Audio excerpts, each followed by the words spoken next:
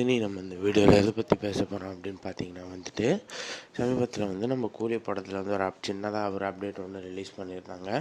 And அது மட்டும் இல்லாமல் இந்த படத்துக்கான அடுத்த அப்டேட் வந்து ஃபஸ்ட்டு சிங்கிளாக தான் இருக்கும் அப்படின்னு சொல்லி ஃபேன்ஸ் எல்லாருமே பயங்கர எதிர்பார்ப்பில் இருக்காங்க. அண்ட் இப்போ பார்த்தீங்கன்னா வந்துட்டு நம்ம லோகேஷ் கனகராஜ் வந்து சமீபத்தில் ஒரு ட்வீட் ஒன்று போட்டிருந்தாரு. நான் வந்து சோஷியல் மீடியா விட்டு விலகிறேன் அப்படின்னு சொல்லிட்டு. அது ஏன் அப்படின்னா, போஸ்ட் ப்ரொடக்ஷன் ஒர்க் வந்து அவரை பயங்கரமாக ப்ரெஷர் ஆகிட்டு இருக்கிறதுனால அவர் வந்து சோஷியல் மீடியா விட்டு விலகிறேன் அப்படின்னு சொல்லியிருப்பார்.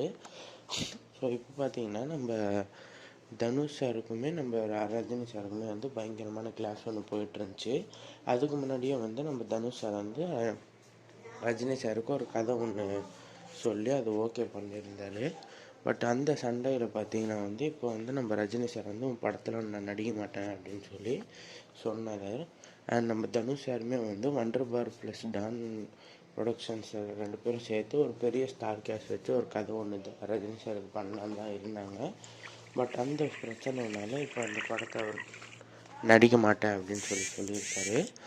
ஸோ தனுஷ் சார் ஒருவேளை தனுஷ் சார் இயக்கத்தில் ரஜினி சார் நடித்தா அது எப்படி இருக்கும் அப்படின்ற உங்கள் ஒப்பீனியனை வந்து கமெண்ட்ஸில் ஷேர் பண்ணுறேங்க. அண்ட் இதே மாதிரி நிறைய நியூஸ் பார்க்கணும் அப்படின்னு நினச்சிங்கன்னா மறக்காமல் சப்ஸ்கிரைப் பண்ணி வச்சுக்கோங்க.